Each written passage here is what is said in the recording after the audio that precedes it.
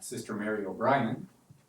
And Sister Mary, in addition to being a presentation sister, you've done a lot of your own research into the life and legacy of Nano Nagle.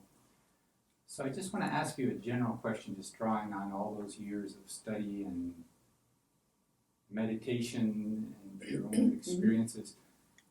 What do you think Nano has to say to today's world? That's a big question. And what's interesting in our era is that the historians are the people that are picking up on it.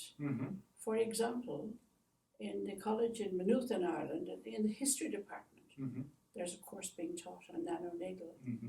One of the most recent books on Nano Nagle and her influence and her legacy has been produced and written by Dr. Deirdre Rafferty from UCD.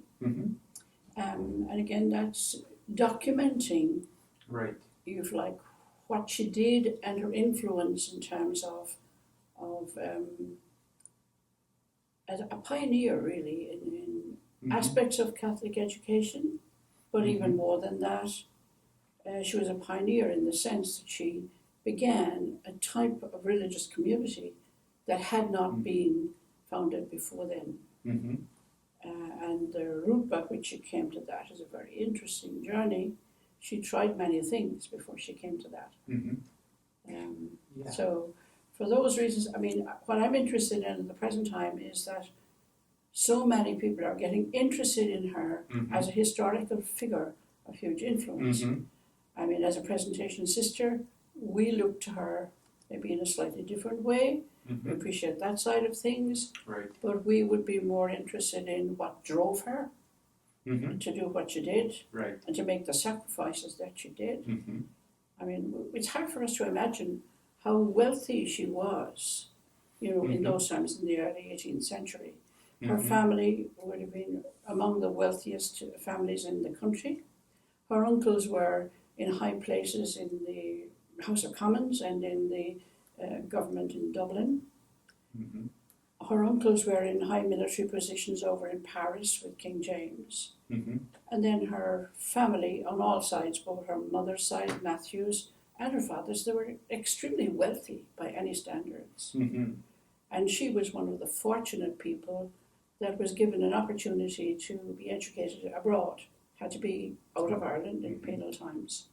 So at the age of 10, she was probably put on a merchant ship, probably owned by her family, and shipped over to, I say Ypres, that's been disputed, but I think we have good strong evidence, and if I had 2 hours, I could give you all the reasons why I think that's true. In a Benedictine convent there, where she and the Nagles would have many relatives, and where she would have been educated up to the age of 16 or 17.